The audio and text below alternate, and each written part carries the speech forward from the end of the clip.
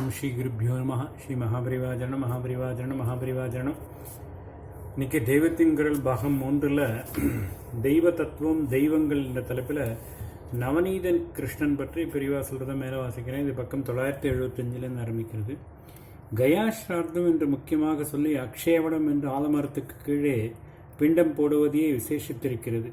இது கர்மகாண்டம். மௌனத்தினால் ஆத்மாவை அனுபவிக்கும்படி அனுகிரகிக்கின்ற தட்சிணாமூர்த்தியும் அந்த மரத்தின் கீழே தான் இருக்கிறார்.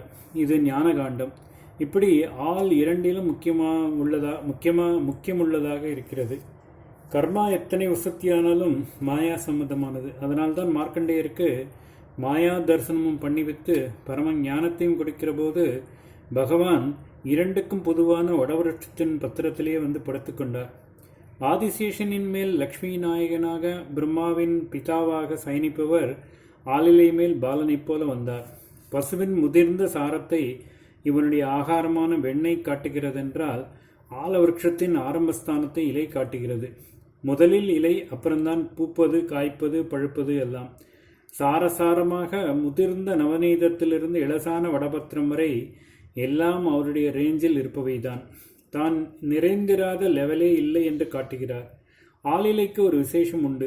அதிலே ஜீவரசம் ரொம்பவும் அதிகம். அதனால்தான் அது எத்தனை வாடினாலும் மற்ற இலைகள் மாதிரி வற்றிப்போய் நொறுங்குவதில்லை.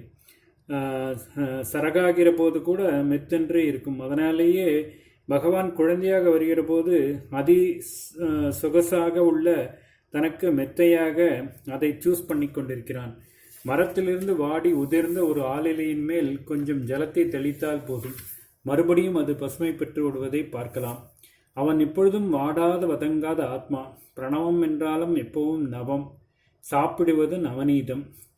பகவான் ஜராமரணம் கடக்க பண்ணி எப்பவும் யௌவனமாக வைத்திருக்கும் அமிர்த நிலையை கட்டை விரலை சப்பி காட்டுவதால் மாத்திரமன்றி சூக்ஷ்மமாய் இந்த வடபத்திர சயனத்தாலே சூபித்து விடுகிறான். வடவிருட்ச மூலத்தில் உட்கார்ந்திருக்கும் தட்சிணாமூர்த்தியின் மாறாத யவனமும் அஜர அமரத்தன்மையை காட்டுவதுதான்.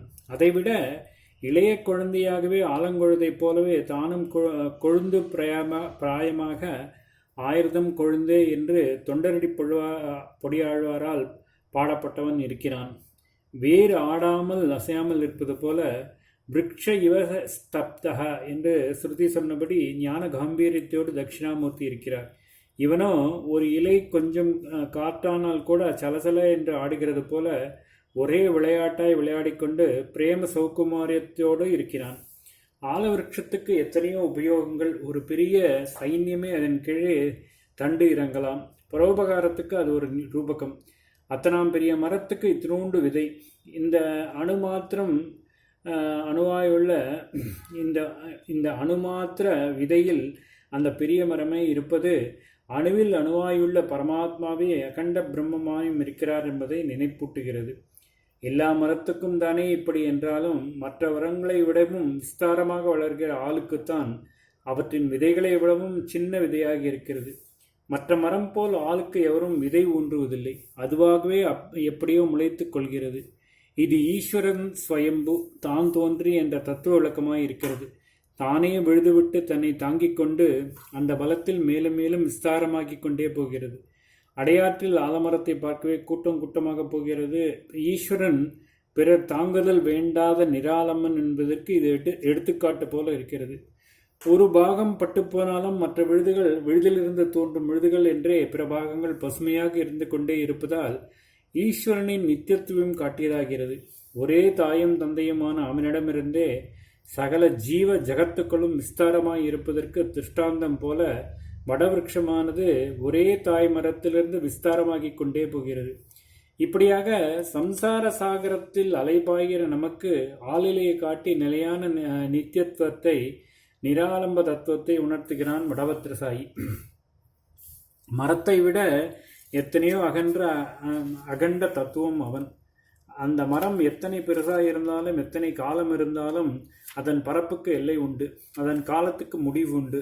அவனோ முடிவே இல்லாத அகண்டன், அனந்தன். ஆனாலும் இந்த மகா பிரபாவத்தை மறைத்து கொண்டு நாம் அவனை எடுத்துக்கொண்டு கொஞ்சுகிற விதத்தில் சரள சுபாவத்துடன் கூடிய குழந்தையாக இருக்கிறான்.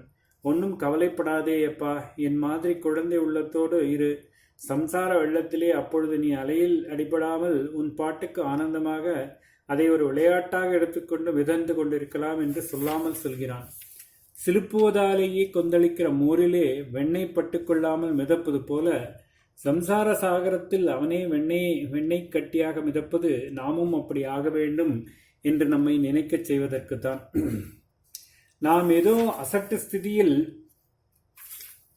இருக்கிற அசட்டு ஸ்திதியில் நமக்கு தெரிந்த அளவில், ஆனால் பக்தி ஸ்ரத்தா விஸ்வாசங்களோடு அந்த குழந்தையை சவுடால் பண்ணும் திருட்டு குழந்தையாகவும் சாந்தமாக சயனித்துக் கொண்டிருக்கிற ஆளிலை குழந்தையாகவும் ஸ்மரிக்க ஆரம்பித்து விட்டால், ஸ்மரிக்க ஸ்மரிக்க நம் மனசின் சொரசொரப்பு வாடல் வதங்கள் எல்லாம் கொஞ்சம் கொஞ்சமாய் போய் வடபத்திரம் மாதிரி எப்பொழுதும் பசுமையாய் எப்பொழுதும் மிருதுவாய் ஆகும். அப்பொழுது அவனே வந்து இந்த மனசிலும் சயனித்துக் கொண்டு விடுவான். வடபத்ர சாயி, க்ஷீராப்தி சாயி, ஸ்ரீரங்க சாயி என்றெல்லாம் கூப்பிட்டு ரமதாம் மனோமே என்று பிரார்த்தனை செய்கிற போது அவனே நம் மனசிலே வந்து சயனித்து கழிக்கும்படியாகத்தான் வேண்டுகிறோம். அதனால்தான் அந்த பிரார்த்தனை ஸ்லோகம் சத் சித்த சாயி, சாது ஜனங்களில் சித்தத்தில் சயனிப்பவன் என்று ஆரம்பித்திருக்கிறது. அந்த குழந்தையின் மெத்து உடம்பு மாறாத பால்ய சரீரம் நம் மனசில் பட்டால் இதுவும் அப்படி ஆகிவிடும். இதன் அழுக்கும் கெட்ட ருசி எல்லாமும் போய் வெள்ளை வெளையரென்று சாந்த மதுரமான வெண்ணையாகிவிடும். இப்படி நம்மை தன்னுடைய ஸ்மரணையால் குழைந்த பத்து என்றே மாணிக்கவாசகர் பண்ணியிருக்கிறார். தொண்டைக்கு கொஞ்சம் கூட சிரமம் தராமல் விழுங்கக்கூடிய வெண்ணையாக ஆக்கின பின் அவன் அப்படியே உட்கொண்டு விடுவான். அவனுக்குள் மில்லேயே போய் சுஸ்தமாய் இருந்து விடலாம். முதலில் பண்ண வேண்டியது அவன் ஸ்மரணை. அதனால் நம்முடைய உள்ளத்தை வெளுப்பான பாலாக்கி கொண்டால், பால் சமுத்திரத்தில் படுத்து கொண்டிருப்பவனே நம்முடைய பிரேமை அலைமோதும் உள்ளத்தில் தானே வெண்ணெய் கட்டியாக வந்து மிதப்பான். அப்புறம் நம்மையும் வெண்ணையாக்கி தனக்குள் வைத்து கொண்டு விடுவான். ஓம் ஸ்ரீ குருப்யோ நமஹ. ஸ்ரீ மகாபரிவாஜனம் மகாபரிவாஜனம் மகாபரிவாஜனம்.